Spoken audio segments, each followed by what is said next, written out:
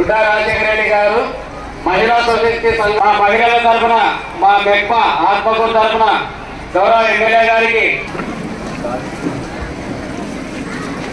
గట్టిగా క్లాస్ సభ్యులందరికీ తెలియజేస్తున్నా. గట్టిగా క్లాస్ అమ్మా వెల్కమ్ చెప్పాలి సార్. అమ్మా సుబ్బయ్య సుబ్బయ్య ఎక్కడ తొందర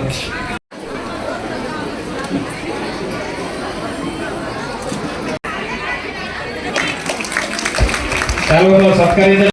స్వాగతం సార్. మా మహిళా సంఘాలకు విలువ ఇచ్చి గౌరవం ఇచ్చి మాకు టైం ఇచ్చి ఈ ముఖాముఖి అదేవిధంగా వేదికను అలంకరించవలసిందిగా మన గౌరవ ఎమ్మెల్యే గారికి అదేవిధంగా మీ శివరామరెడ్డి పథకాలు రాబోతున్నాయి. రెట్టింపు అమౌంట్ రాబోతుంది. ఆర్ఓ ఫండ్ కింద 25,000 ప్రతి సంఘం కొత్త సంఘం చేసుకున్న వాళ్ళకి రాబోతుంది. మన ఐక్య సంఘంలో గతంలో 10 లక్షల రూపాయలు ప్రతి ఐక్య సంఘానికి 10 లక్షలు ఇచ్చేవాళ్ళు. ఇప్పుడు అది రెట్టింపు అవుతుంది మనకు NLM APL నుంచి. ఇలాగ చెప్తూ పోతే మనకు ప్రతి SHG సెపు గ్రూప్ కింద కూడా 5 లక్షలు.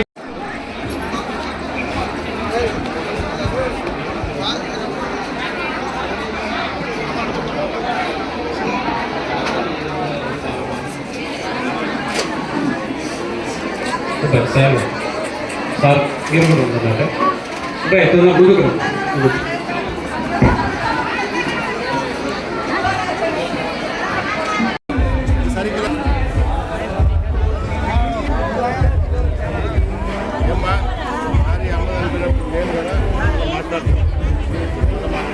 మాదిరి మనం కూడా బాగా ముందుకు రావాలి. తెలుగుదేశం పార్టీ కూటమి పార్టీలో చంద్రబాబు నాయుడు గారి నాయకత్వంలో మన నియోజకవర్గం కూడా మా మహిళలంతా కూడా ఆర్థికంగా ఎదగాలి. ప్రధానంగా చంద్రబాబు నాయుడు గారు ఏదైతే ఎలక్షన్ల కంటే ముందు ప్రకటించారో పూర్ టు రిచ్ అంటే పేదరికం నుంచి నువ్వు కూడా ఆర్థికంగా ఎదిగేలాగా పేదవాడందరూ కూడా ఆర్థికంగా ఎదిగేలాగా అనేది ఒక ఆయన అనౌన్స్ చేయడం జరిగింది.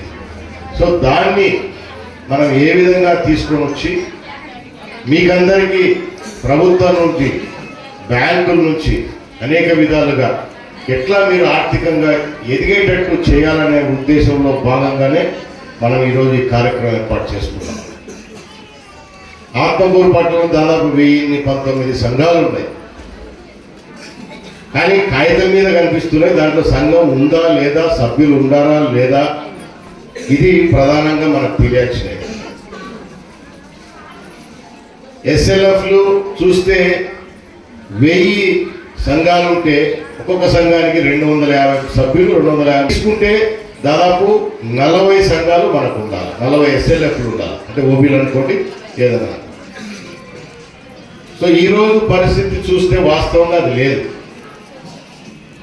అందుకే ఇప్పుడు మన ప్రభుత్వం ఏం చేయబోతా ఉందంటే కంప్లీట్గా ఒక ప్యూరిఫికేషన్ కార్యక్రమం ఏర్పాటు చేయబోతున్నాం. అంటే మన నియోజకవర్గమే కాదు, రాష్ట్ర వ్యాప్తంగా మొత్తం రాష్ట్ర వ్యాప్తంగా ఈ సంఘాలన్నీ కూడా అసలు ఫంక్షనింగ్లో ఉన్నాయా లేదా, కరెక్ట్గా ఉన్నాయా లేదా, కాగితం మీదనే ఉన్నాయా అనే ఉద్దేశంతోనే ప్యూరిఫికేషన్ కార్యక్రమం రేపు చేపట్టబోతున్నాం. అది మన నియోజకవర్గం కాదు. అమ్మా దయచేసి నేను చెప్పేది వినండి. సంఘాలన్నీ సక్రమంగా ఉన్నాయా లేదా, యాక్టివ్గా ఉన్నాయా లేదా, లేకుంటే మళ్ళీ ఇప్పుడు కొత్త సంఘాలు ఎట్లా తయారు చేయాలా, ఉన్నవాటిని ఎట్లా యాక్టివ్ చేయాలి అనేది ఒక డేటా చేసుకొని మళ్ళీ ఫ్రెష్గా, ఎందుకంటే కొన్ని సంవత్సరాల నుంచి ఇదే సిస్టమ్ నడుస్తూ ఉంది. దాంట్లో ఎన్ని అవకతవకలు జరిగినా, ఎన్ని మంచి జరిగినా, ఏం జరుగుతున్నాయో అర్థం కాని పరిస్థితి ఉంది. దానికి ప్రధానంగా మన ఆత్మకూరే ఒక నిదర్శనంగా కనిపిస్తూ ఉంది మనం.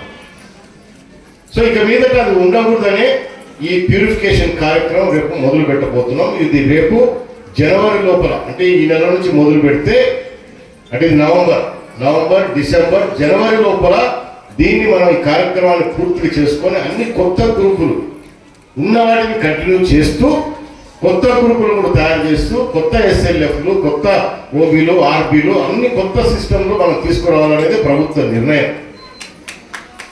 సో దాంట్లో భాగంగానే మనం రేపు ఈ కార్యక్రమం చేపట్టబోతున్నాం. విమర్శలు ప్రతి విమర్శలు ఎవరు తిన్నారని తర్వాత మాట్లాడతాం. ముందు మీరు ఏం జరగబోతుందో ప్రధానంగా తెలుసుకోండి. నేను మాట్లాడండి అంటే మీరు ఎవరు వచ్చి మాట్లాడడం లేదు. ఎందుకు మాట్లాడడం లేదు నాకు అర్థం కావడం లేదు. చాలా సమస్యలు ఉన్నాయి మీకు, అది ఎవరో చెప్తే వినాలి నేను. అట్లా కాకుండా ఆ సమస్య లేదో మీరే చెప్తే ఎక్కడ సమస్య జరుగుతూ ఉంది, ఆ సమస్యను ఎట్లా పరిష్కారం చేయాలా, పరిష్కారం చేసి మీకు ఏ విధంగా సహాయపడాలా ఈ ప్రభుత్వము, మేము అందరము అధికారులని చెప్పేసి మేము ఆలోచన చేస్తున్నాం. ఇది ఎవరినో విమర్శించాలనో లేదా ఇంకోటి మాట్లాడాలనే కాదు. తప్పు చేసిన వాళ్ళకు శిక్ష తప్పదు, అది గుర్తుపెట్టుకోండి. కానీ మీరు బాగుపడాలనేదే నా ప్రధాన ఉద్దేశం. ఓట్లు వస్తాయా రావని నేను ఎప్పుడూ చూడలేదు. కానీ నా ప్రజలు బాగుండాలని చెప్పేసి అహర్నిశం కోరుకునేవాడు నేను. అదేమన్నా తప్ప? ఏమన్నా తప్ప మాది? ఇన్నిసార్లు నిలబడతా ఉన్నా ఆత్మకూరు టౌన్లో నాకేం ప్లస్ రావడం లేదు. అట్లనే మీ మీద నాకు కోపం ఏం లేదు. ఇంకా నేను ఏం చేయాలా, మీరు అవకాశం ఇవ్వకపోయినా నియోజకవర్గం అంతా నాకు అవకాశం ఇచ్చింది. పరచాలనే ఉద్దేశం తప్ప నాకు మీ మీద కోపం